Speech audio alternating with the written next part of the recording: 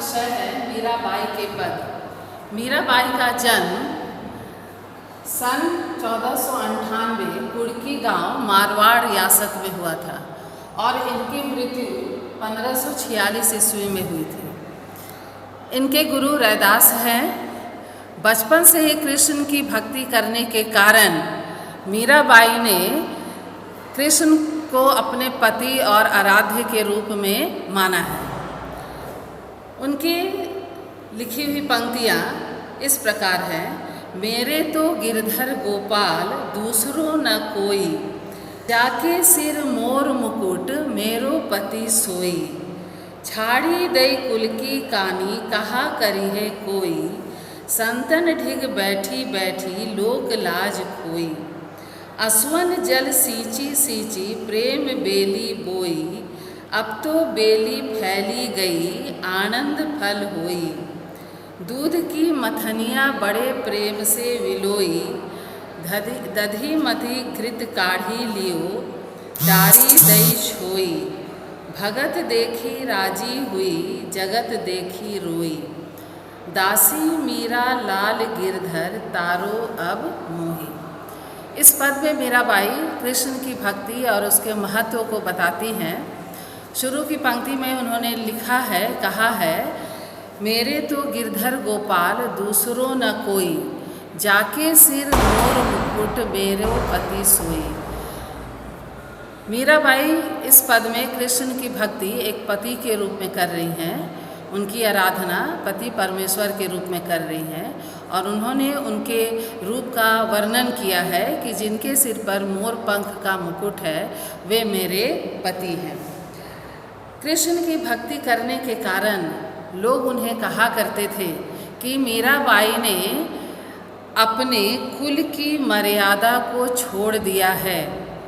साधुओं के संग बैठकर भजन कीर्तन मंडली में सम्मिलित होकर कृष्ण की भक्ति करती थी, इसलिए लोगों ने उन्हें उलाहना दिया, कहा कि साधुओं के साथ बैठकर मीराबाई ने लोग क्या कहेंगे इसकी परवाह करना भी छोड़ दिया है।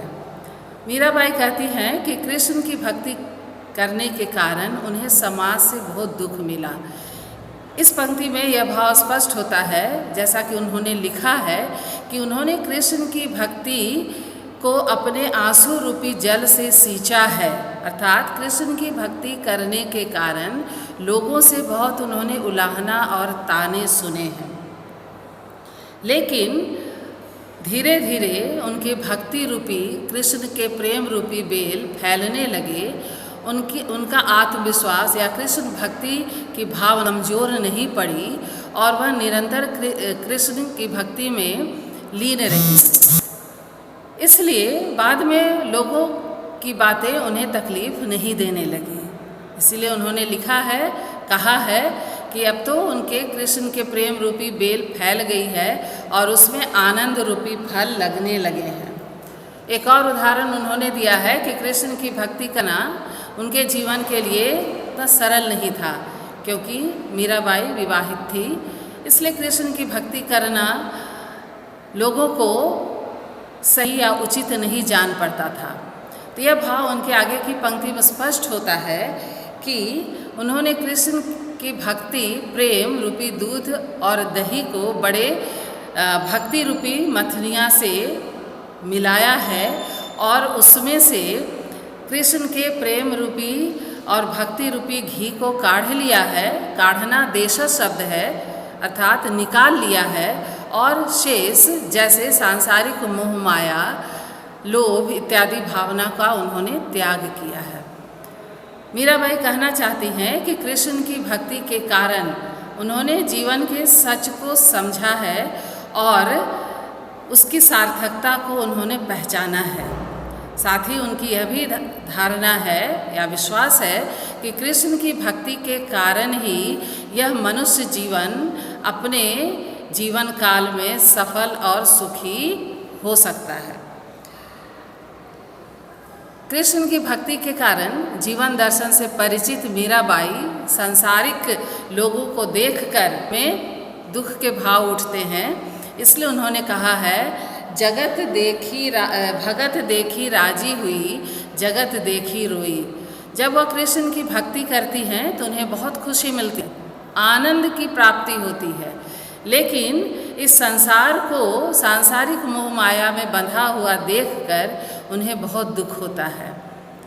तो उन्होंने एक रास्ता दिखाया है, एक विकल्प संसार के सामने रखा है कि मनुष्य जीवन के इस दुख से यदि संसार या मनुष्य मुक्ति पाना चाहता है तो उन्हें कृष्ण की भक्ति करनी चाहिए। ये हुआ मीराबाई के पद का संक्षेप में भावार्थ। इसके कुछ कठिन शब्द हैं, जैसे गिरधर, गिरि को धारण करने वाले अर्थात श्री कृष्ण। गिरि का अर्थ पहाड़। दूसरा है कुल की कानी, परिवार की मर्यादा। संदन, साधु, ढिग, साथ, असुवन जल, आंसू रूपी जल। प्रेम बेली, प्रेम रूपी लता। मथनिया, मथनी, मथने वाला। विलोई, मथना या मिलाना।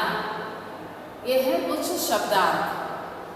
पद से संबंधित काव्यगत सौंदर्य इस प्रकार है। मीराबाई मध्यकाल की भक्तिकालीन कवित्री हैं, सगुन धारा की अनुयायी हैं और कृष्ण की भक्त हैं। पद की भाषा है स्थानीय मिश्रित ब्रज भाषा। इसमें अलंकार भी है, रूपक अलंकार, जैसे असुवन जल, प्रेम की बेली अर्थात आंसू रूपी जल और प्रेम रूपी लता। उपमेय पर उपमान का आरोपण और उसकी अभिन्नता को बताया जा रहा है, इसलिए रूपक अलंकार है। पुनरुक्ति अलंकार भी है इसमें, जैसे सींची सींची। एक ही शब्द बार बार आ रहा है लेकिन उसके अर्थ अलग है, उसके अर्थ एक ही है। इसमें श्रृंगार रस है। तो ये थे मीराबाई की रचना मेरे तो गिरधर गोपाल पद के संक्षेप में भावार्थ।